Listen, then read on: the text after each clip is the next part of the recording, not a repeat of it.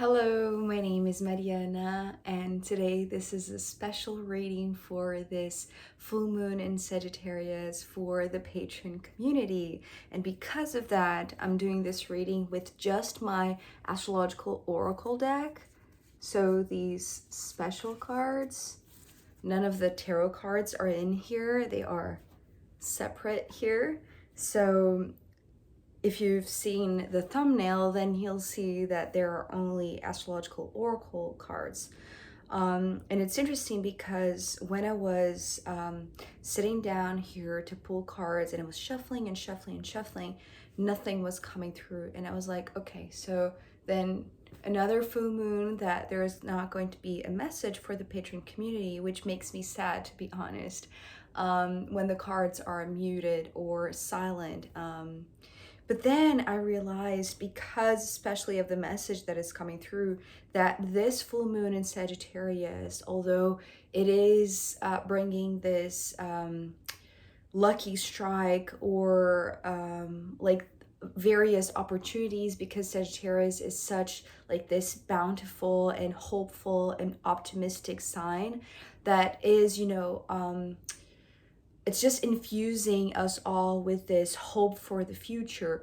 But for the message that I'm seeing here today, and especially in this period that ranges from today, the full moon in Sagittarius, until the next solar eclipse that is going to be on October 14th, that is going to be in the sign of Libra, right? We just had the first solar eclipse in this series of eclipses in the signs of Aries, and the next solar eclipse is going to be in the opposite sign of Libra. So it feels like this message right now with this full moon in Sagittarius, where we are June 3rd, 2023, is this preparation point in terms of gaining strength and gaining balance, most of all, opening our ears, opening our minds, reaching this high level of frequency so that we can communicate to various sources of information and knowledge, things that are not going to be that obvious. It's almost like a telepathic communication, right? So this period right now, until the solar eclipse on October 14th in Libra, we're going to have like this phase of gaining information, absorbing information, because right now it feels like we are crossing a speed bump. And then the next solar eclipse will feel like another speed bump, in the sense that in between now and then is the moment that we gather the most amount of information that we can about the universe, because it's when it's like there's going to be this perfect alignment between the stars, the constellations, the planets, the moon, and the sun specifically. So this is very important that it's like you bring to your personal chart, actually to your birth chart, to your own astrological imprint, the imprint that you were born with, because we're ending here with the birth chart itself, right? The astrological mandala. So it wants to be applied to yourself, to your personal life, to your personal situation, but it is this collective tone to the message. So funny enough, before I even connected this message with the solar eclipse that is going to be in the sign of Libra, we're starting this reading with Libra, with the card that represents Libra. But straight away, before I even saw, the message behind this constellation of Libra, I was seeing this symbol as a huge speed bump. And it made sense because, as I said, I was sitting down here for quite some time, shuffling the cards, and nothing was coming through.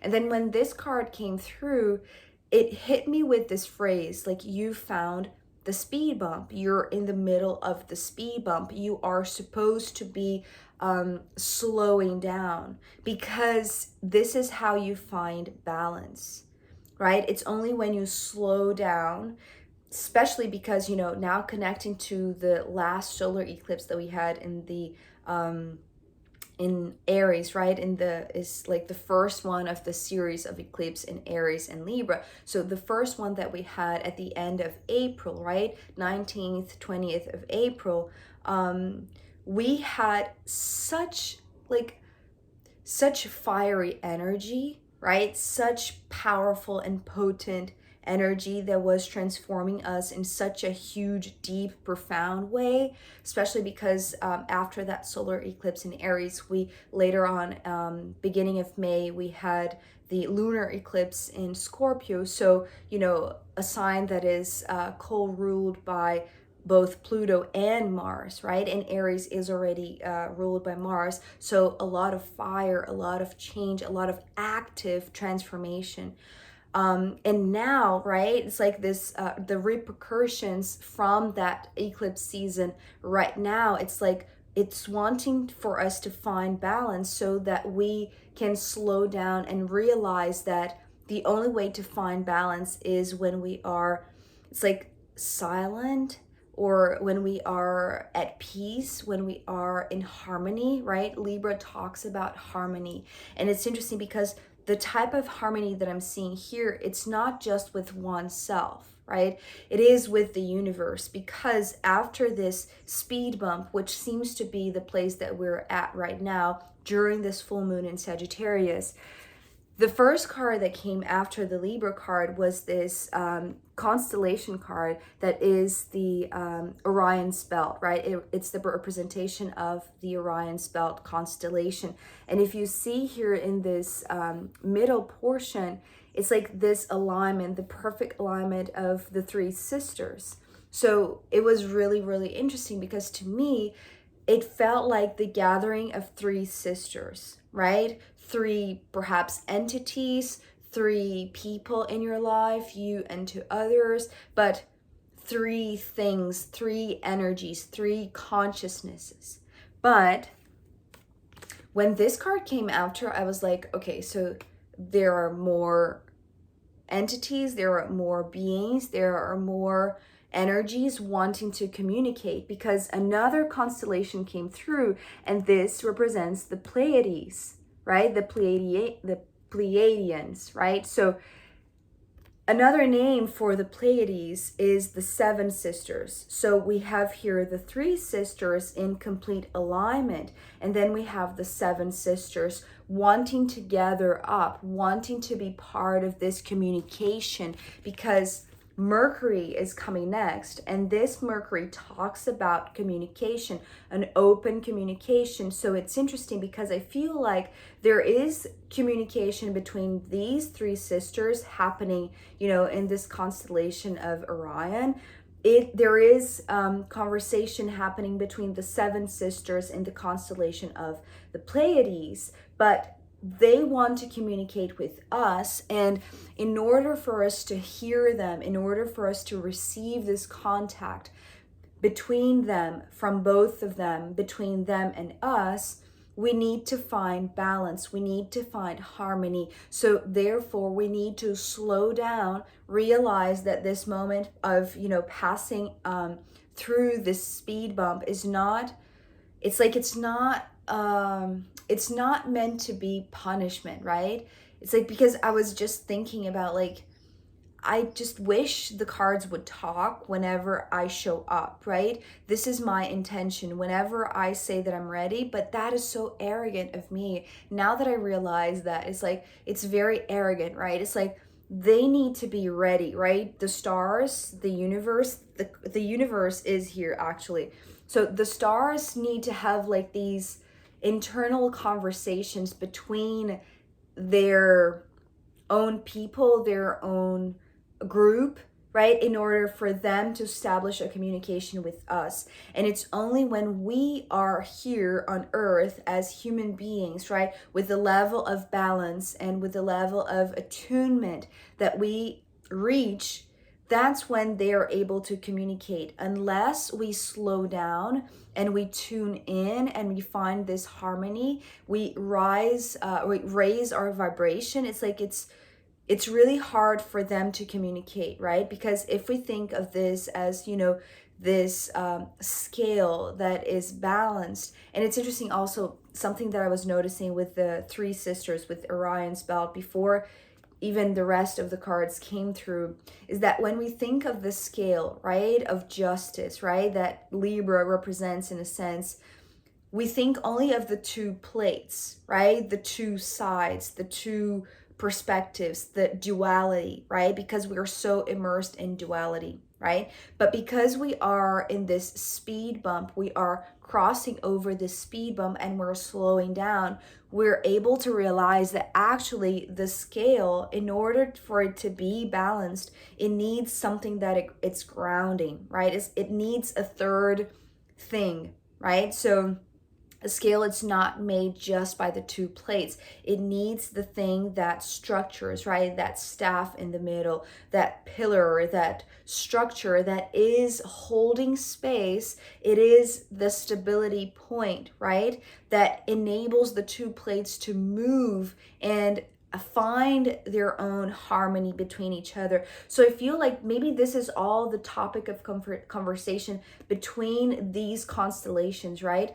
It's like I can picture, like, beings from other stars, from other constellations, thinking about how they're going to show themselves or how they're going to reach out to us in a way that is not scary, or in a way that is not going to be overwhelming, or it's like just the perfect communication, right? The perfect attunement that we are going to be able to pick up that signal, right? And it's almost like I can hear them talking about humans in a way that is like, are they balanced enough? Are they in the right attunement? It's like, are they ready to hear us? Are they ready to receive our messages, right? Because Mercury talks about the messenger. It is the messenger, right? So I wonder if the ones who are watching this are the ones who are actually going to be the messengers for these constellations, right?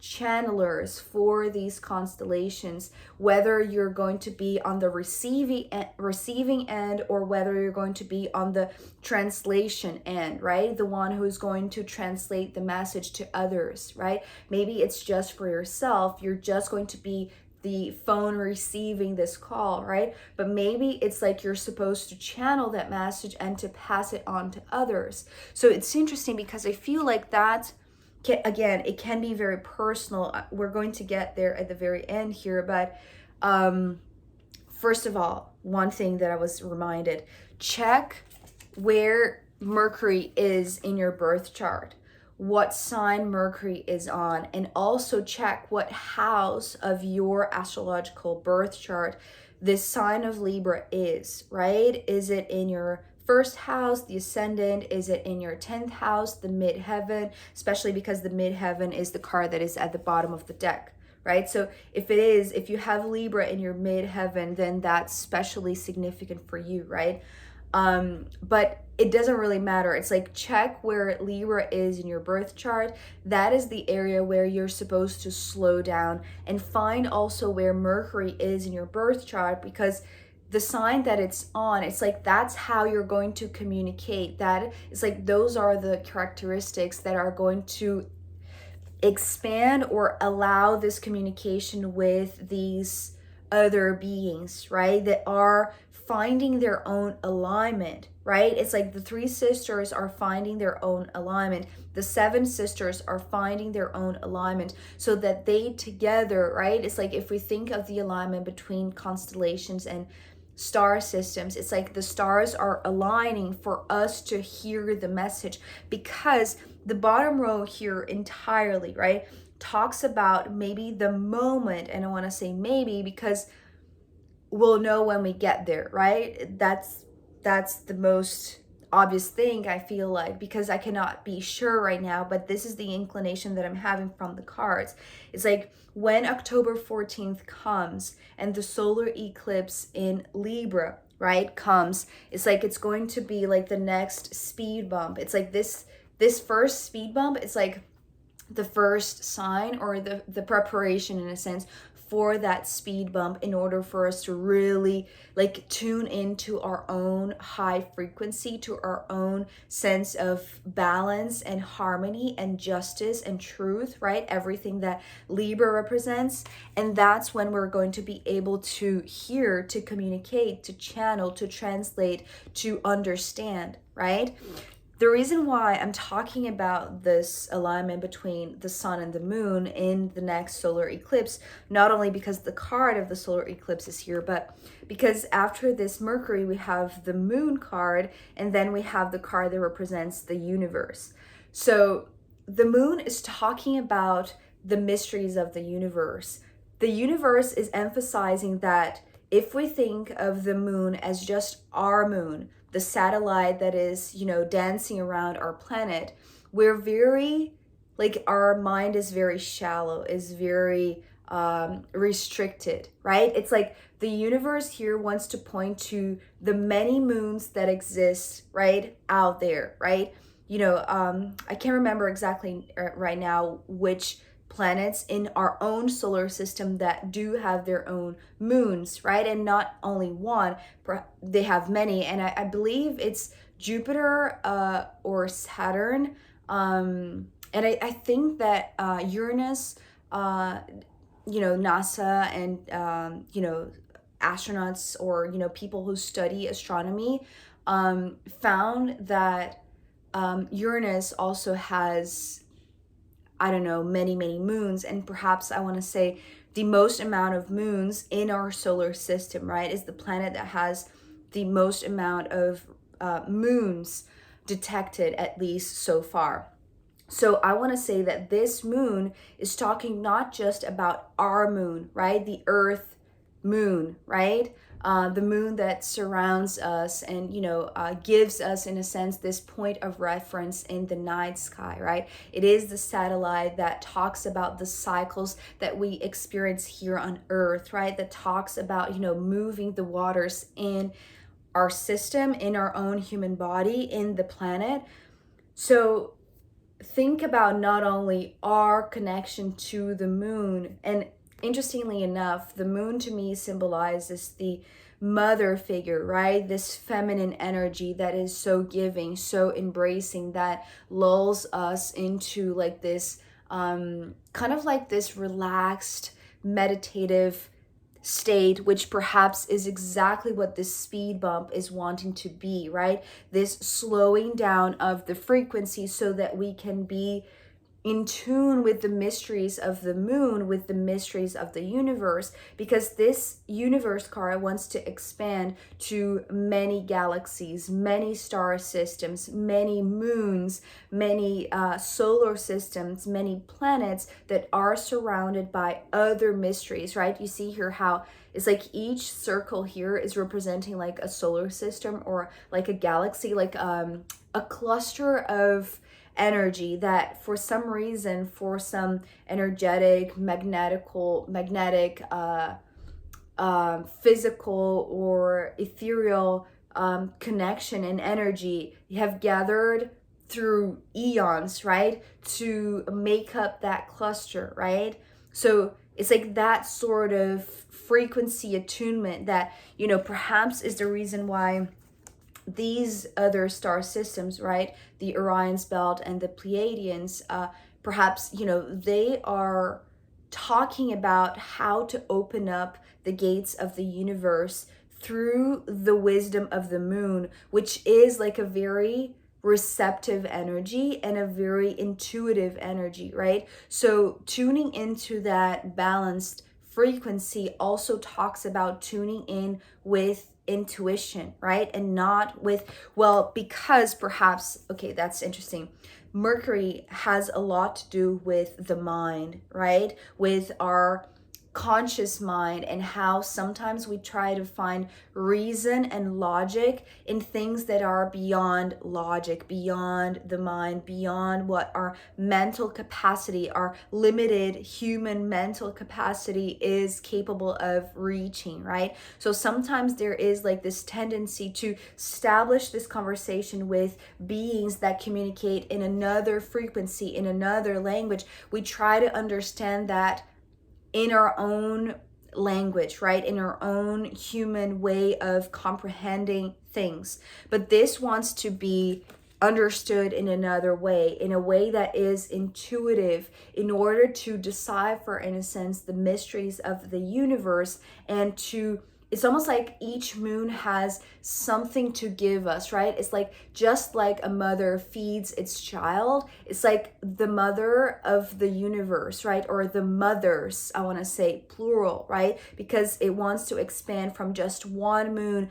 to many moons. The mothers of the universe want to feed us, right? Maybe through beings that are, elevated already, that are already in this high frequency, so that we can communicate with them, right? It's like, in order to establish that that road of communication, it's like we need to understand that this is like the universe wants to feed us, right? So it's like the mystery is the food, in a sense. It's like the intuition is the way, but the mystery is the food. I don't know what that means, but it's like there is a lot of information that is going to be revealed, I want to say, and it's going to be revealed with the solar eclipse, right? The solar eclipse coming after that. And it's beautiful, because if we think of, the imagery, and,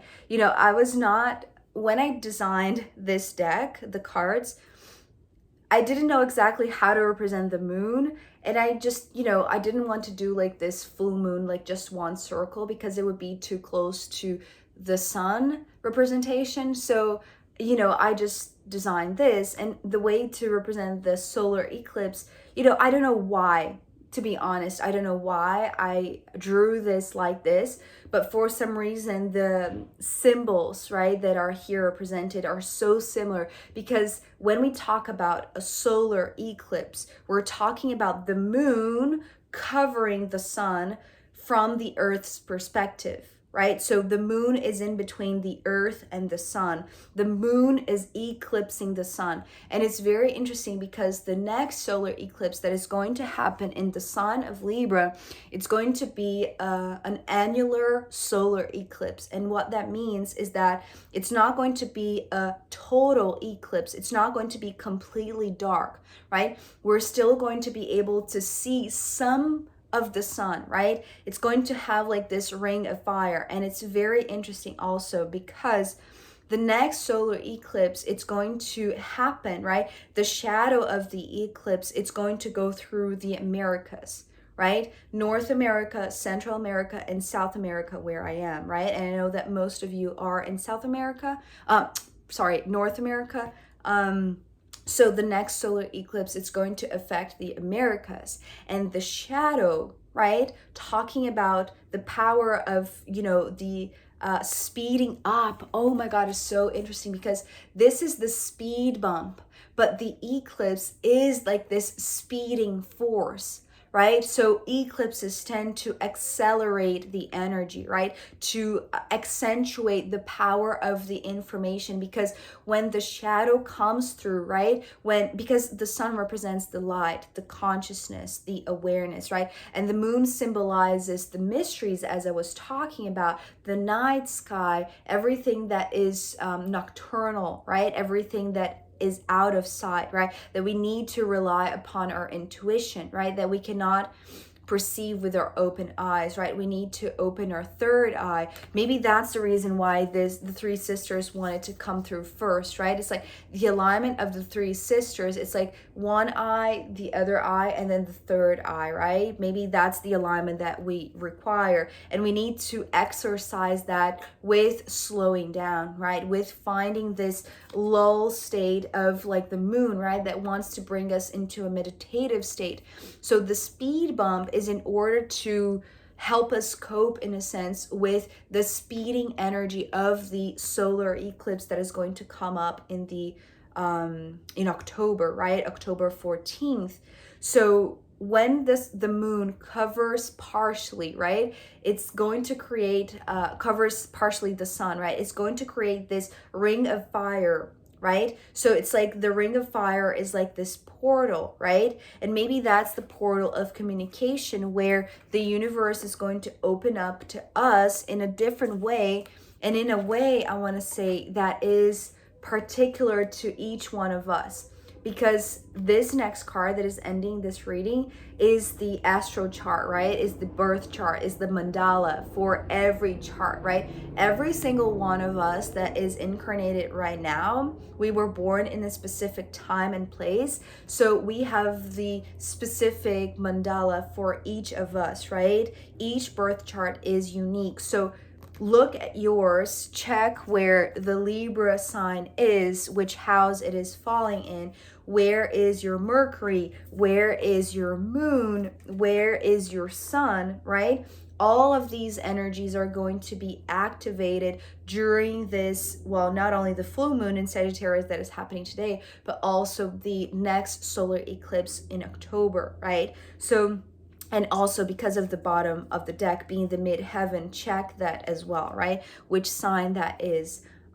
So this mandala, this astro chart, is talking about how this is going to happen for you, right? However particular way this is going to affect you, this is how you're supposed to tune in. This is how you're supposed to find balance. And this is a reason why we're all meant to slow down right now, because the next speed bump that is going to come through with the solar eclipse, it's going to, like, from now to then, it's like we're going to have this moment of studying our birth charts, understanding what are the energies that we're going to work with, what are the energies that are going to be activated by the solar eclipse, how the universe wants to communicate with us and us with the universe, right? Because it's like this road that goes both ways, right? We need to be energized, we need to be harmonious, we need to be in a certain frequency that we can, maybe, you know, if you have a chance to witness the solar eclipse, it's like, just check the hours where you are and see if you're going to be able to look at the sun being eclipsed by the moon and creating that ring of fire, right? And we'll see what message comes through. Perhaps it's something that is going to take a while to be absorbed or to be deciphered, as I said, because it's mysterious, right? It's like the mystery of many, many moons, many, many galaxies, you know, many solar systems and moons around planets, and the information coming from beings that are already in alignment, right? The 3 sisters and the 7 sisters, they are already in alignment. The only thing is that we now are in preparation mode for us to find our balance, for us to find our alignment, our truth, our justice, our sense of justice, right? So that we can receive that communication, establish that road of communication. So let's see what the astrological runes have to add as a final guidance for this incredible message.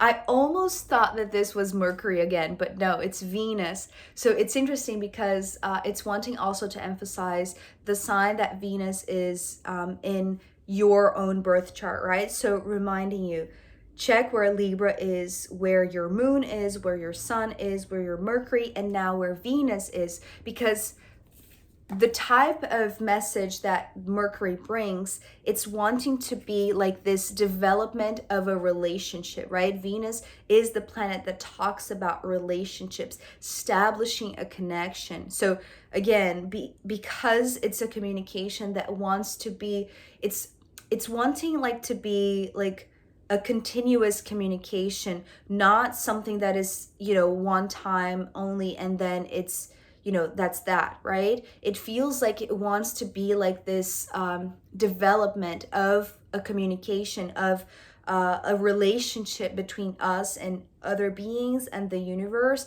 So work on establishing that communication and that relationship, especially because Libra is ruled by Venus.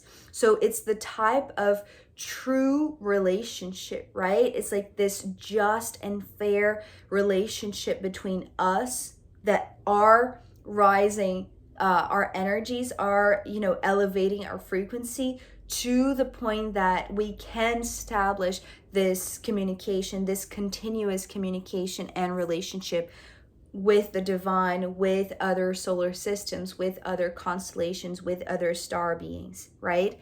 So that is really, really interesting. I'm really fascinated and actually looking forward to October 14th, because it's almost like now I'm eager to know what's going to come through, but I understand that it's, preparation mode from now until October. It's preparation mode. So I hope it's insightful. This was encouraging to you. And thank you so, so much for being here with me once again. Okay, see you then. Bye.